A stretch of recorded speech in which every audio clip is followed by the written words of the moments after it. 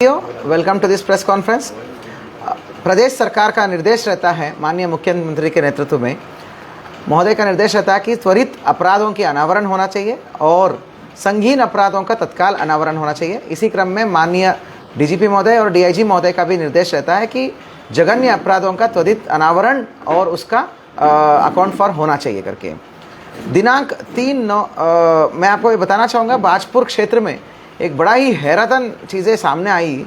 इसमें एक भाई ने ही अपने 7 माह कितने माह की गर्भवती थी, 7 माह की गर्भवती बहन का बर्बरता से हत्या कर दिया। पूरे शहर, पूरे उस गांव इलाके में, बाजपुर कोतवाली क्षेत्र का इंटीरियर सबसे लास्ट गांव है, जो नदी पार करके वो काशीपुर और बाजपुर के बीच का वो पड़ता है, इलाका पड़ता है, जंगल के पास पड़ता है। कुंडेश्वरी के बगल में जो जंगलात एरिया है उसके पास गांव पड़ता है। एक महुआ डाली है, एक जगतारा है, अगल बगल के गांव है वो। तो ये महुआ डाली में एक हैरतन चीज़ें सामने आई कि एक भाई ने अपनी ही बहन को गोली मार के बर्बरता से हत्या कर दी करके। साथियों, बताना चाहूँगा, पिछले साल सितंबर में ये जो पवन कुमार है, ये जो है एक समुदाय, गडेरिया समुदाय से बिलोंग करता है। तो वो और सोनम करके एक लड़की है, वो सुनहरा समुदाय को बिलोंग करते हैं। तो ये दोनों आपस में प्यार करते थे। तो सोनम की परिवार वाला ने कहीं और रिश्ता देखा होगा, तो उन्होंने, लड़का आ रहा था उस समय देखने के लिए, पिछले साल अगस्त की बात है। तो उसी समय ये दोनों मतलब जो सोनम और पवन जो है वो भाग के मीरठ और वेस्टर्न यूपी चले जाते हैं। वहाँ पर वो अपना शादी कर लेते हैं। तो शादी के बाद लगातार दोनों परिवारों से बातचीत होती है, लड़के साइड को भी और लड़की साइड को भी। तो काफ़ी दिन बाद जो है मामला ऐसा कोई गर्म नहीं रहता, किसी ने बहुत ज़्यादा धमकी देना ये सब चीज़ें नहीं करा था। तो विगत 4 माह पहले वो वापस आते हैं, तब तक वो बाहर ही रहते थे। तो उन्होंने प्रेम विवाह करा। प्रेम विवाह करने के बाद अपने आप भाग के, प्रेम विवाह करने के बाद वो भी ऐसा कोई फॉर्मल पुलिस या प्रशासन या कोर्ट का प्रोटेक्शन नहीं लिया। उतना पढ़ा लिखा है भी नहीं और ना ही उनको इतना अंदेशा था कि बहुत बड़ा खतरा है करके। इनको लगा भाई भाग के शादी कर लिया, प्रेम विवाह कर लिया मंदिर में, तो सब शांत हो गए। वो अपना मजदूरी का काम करते थे, कहीं 4-5 महीने 6 महीने कहीं बाहर मजदूरी का काम करा। तब इन्होंने लगातार दोनों परिवारों में संपर्क करते रहे, तो कोई बहुत ज़्यादा ऑफेंसिव नहीं था। तो चीज़ें जो है शांत हो ही गई थी। दोनों परिवार वालों ने बोला जब हो गया सो हो गया, आप आके सेटल हो जाओ। तो 4 महीने पहले वापस ये महुआ डाबरा आके पवन और सोनम रहने लग जाते हैं। उस समय वो 4 महीने का गर्भवती थी भी। तो जो है कल तक वो 7 महीने का गर्भवती थी। तो लेकिन ये जो इसका सोनम का भाई है राजीव है ना, राजीव, 4 भाई में सबसे बड़ा भाई राजीव तोमर है, तो सुनहरा कास्ट को बिलोंग करता है वो। तो वो अंदर खाने दिल में रखता ही था इस चीज़ को, वो अंदर खाने दिल में इस चीज़ को हमेशा रखता था। तो वो नहीं बोलता था उससे, सोनम से, भले अगल बगल के गांव में रहते थे वो, लड़का परिवार लड़की परिवार दोनों अगल बगल के गांव में रहते थे पहले से भी। तो ये जब सोनम और पवन वापस आके रहने लग गए, अपना नॉर्मल कामकाज में लग गए, तो बाकी सबकी ठीक ठाक बोलचाल थी। लेकिन ये राजीव तोमर का ना ये बोलचाल नहीं था। तो अभी ये जांच का विषय है कि बाकियों का क्या व्यवहार था परिवार के साथ। ये सुना गया हमने कि भाई लड़की की मम्मी ज़रूर बात करती थी लड़की से, जब भी आना जाना होता था तो ठीक ठाक। बाकी भाइयों का बोलचाल नहीं था, पर ये अपने आप से रह रहे थे।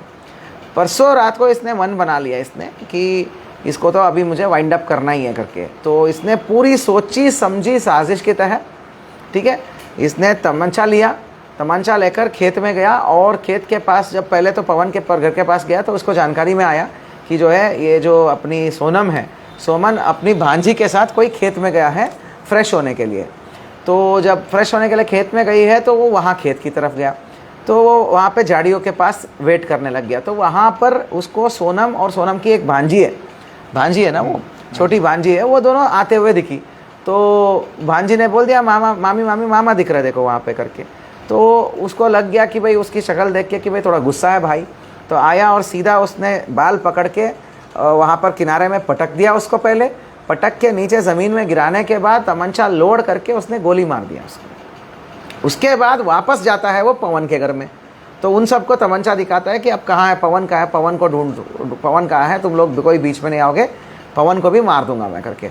लेकिन अदृष्टवशात वहाँ पे पवन मिलता नहीं है। पवन वहाँ होगा नहीं, पवन किसी काम से बाहर था। तो पवन को इसी बीच में खबर मिल जाता है कि वहाँ रास्ते में उसकी बीवी जो है वो खून आलूदा हालत में पड़ी है करके, ठीक है ना। तो वो वहाँ तो आ रहा था, तो इसको भी दिख गया पवन। तो पवन को एक चेस भी करता है वो, लेकिन पवन खेतों में जाके छुप जाता है और उस समय वो नहीं मिलता। गांव वाले सब इकट्ठा हो जाते हैं, हल्ला मच जाता है, तो ये भी भाग गया, हमारा राजीव भी भाग गया। तत्काल जो है पुलिस को सूचना मिलती है। सूचना मिलते ही पुलिस तुरंत वो नदी पार करके, बहुत दूर दराज इलाका है, बाजपुर कहने को कोतवाली ही इलाका है, परंतु वो सबसे दूरस्थ इलाका है। नदी पार करके जंगल के बगल में वो जो गांव है, आप अब भी यहाँ से जाने में लगभग 45-50 मिनट का रास्ता लगता है, नदी पार करके जाना पड़ता है। अभी नदी में पानी भी बहुत ज़्यादा है। तो ये सब नदी पार करके हम जब गए वहाँ पे, पूरी बहुत भारी पुलिस बल गया। इंस्पेक्टर नरेश चौहान, SSI हमारा विनोद फर्त्याल है, अर्जुन गिरी, विक्रम दामी, प्रकाश, सभी लोग गए वहाँ पे। भारी पुलिस फोर्स को उस गांव में तैनात कर लिया गया। तत्काल प्रोटेक्शन के लिए हमारा पवन जो है, पवन के घर में असलाबंद पुलिस वालों को हमने रखा है। तो रख के हमने वहीं वेट किया, काफ़ी देर तक खोजबीन करा हमने, सारी चीज़ें काम करी। जो शव के साथ जो काम करना था, मौके पर वो डेड हो गई थी, तो जिसको हॉस्पिटल में लाया तो मृत तो घोषित कर ही लिया गया था। वहाँ पर जो भी कार्रवाई करना है, पंचायतनामा और अग्रिम कार्रवाई, पोस्टमार्टम की कार्रवाई कर लिया गया। तत्काल परिवारजनों की तहरीर के आधार पर FIR भी रजिस्टर कर ली। जगह जगह वहाँ पे कुंडेश्वरी इलाके में कॉम्बिंग कर लिया गया, लेकिन इसने फ़ोन स्विच ऑफ करके जंगल रास्ते कहीं इधर उधर जाके वो पहले गया, वो स्वार चला गया, और जंगल रास्ते से ही वह कुंडेश्वरी से होते हुए संभवतः वो अल्टीमेटली स्वार पहुँच गया। तो वो कहीं उसके पास बहुत ज़्यादा संसाधन नहीं था, तो लेकिन पुलिस लगातार इसके पीछे पड़ती रही। आखिरकार इसको कहाँ सुल्तान मान की घाट सुल्तानपुर पट्टी से इसको गिरफ्तार कर लिया गया। लेकिन हमें इनपुट था कि ये तब भी ये खोज रहा था कि ये कैसे भी करके पुलिस को सरेंडर होऊंगा। कहीं इसने एक मैसेज दिलाया था, जिससे भी बात हुआ था इसने बीच में, कि मैं सरेंडर तो होऊंगा, मैं दूसरे पवन को मार के सरेंडर होऊंगा करके। लेकिन पुलिस की मुस्तैदी इतना थी, हमारा जो CO है, हमारा SP है, अभय है, और पूरी पुलिस टीम ने मुस्तैदी से उस पूरे गाँव को सिक्योरिटी प्रोवाइड कर लिया था। और सारी काफ़ी चीज़ें उठापटक और पूछताछ के लिए काफ़ी लोगों को लड़के के पक्ष से लाया भी था। तो ये कोई और घटना को अंजाम नहीं दे पाया। अगर हम खाली छोड़ते उस दिन रात को, वहाँ फोर्स नहीं लगाते, तो पुनः आके वहाँ पे वारदात करता। तो वारदात करने ही फिराक में वापस आ रहा था, वो वारदात करने की फिराक में वो उसी तरफ जा रहा था। तो फील्डिंग लगाते हुए एक मुखबिरी और टेक्निकल और सर्विलांस के माध्यम से, मैनुअल, टेक्निकल और सर्विलांस के माध्यम से हमने ये तीनों का समागम से इसके ऊपर ट्रेस आउट किया और इसको मान की घाट से हमने गिरफ्तार कर दिया। बड़ा ही दुखद विषय है। एक भाई जो है, अपनी बहन जो है 7 महीने की गर्भवती है, जिसके साथ वो इतने साल बीता, अपने 7 महीने की गर्भवती बहन को बेरहमी से मौत के घाट उतारता है। तो ये इतनी बेरहम है, और आज भी इसको इसका किए पर कोई पछतावा नहीं है। तो इसमें हम जो है हॉनर किलिंग का धारा जो भी स्पेशल होता है, कोई और धारा बनती है, 302 तो करा ही करा हमने। तो साथ में जो गर्भवती महिला को कोल्ड ब्लडेड मर्डर इसने करा है, वो सारी परिस्थितिजनक साक्ष्यों को हम लेंगे, और पोस्टमार्टम रिपोर्ट, अल्ट्रासाउंड का रिपोर्ट, प्रेगनेंसी होने का रिपोर्ट, सब कुछ लेंगे।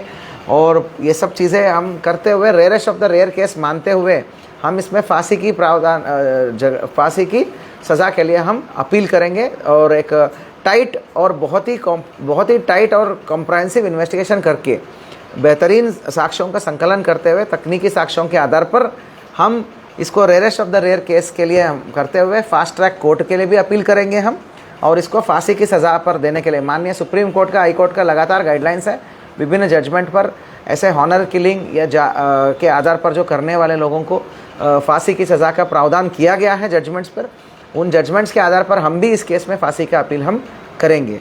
पुलिस टीम का बेहतरीन कार्य है, क्योंकि जानकारी होने के तुरंत उपरांत पुलिस ने त्वरित रूप से हमने रिस्पॉन्स किया है। टीम ने एक मुस्तैदी और प्रेजेंस ऑफ माइंड दिखाया है। तो अन्यथा और भी नुकसान हो सकता था।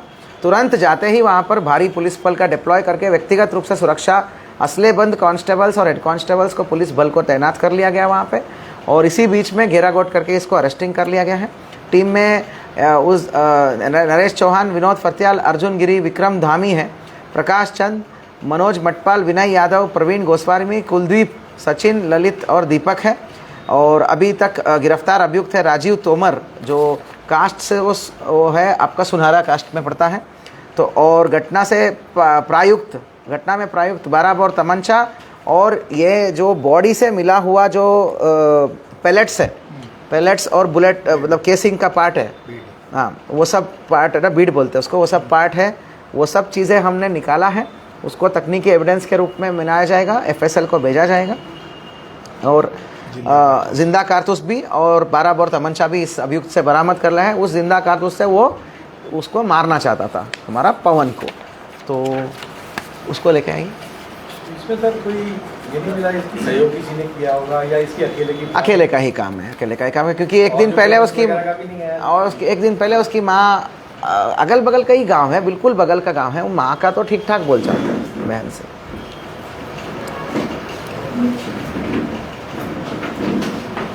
ऐसे लोगों की सर कोई काउंसलिंग वगैरह की प्रावधान नहीं? काउंसलिंग है, उसको बोलते हैं फांसी का पंदा, ठीक है, नहीं है, बिल्कुल प्रावधान है ऐसे लोगों के लिए।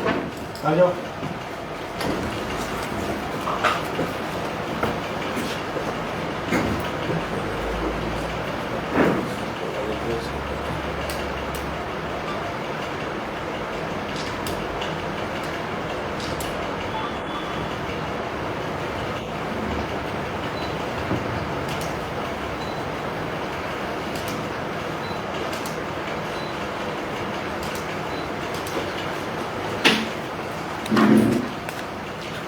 तो पुनः टीम को बधाई त्वरित अनावरण के लिए। और बड़ा दुखद घटना है कि भाई जो है बहन को इस प्रकार मौत के घाट उतार रहा है। तो इसमें हम rarest of the rare case के लिए अपील करते हुए फांसी की सज़ा के लिए हम अपील करेंगे। Thank you.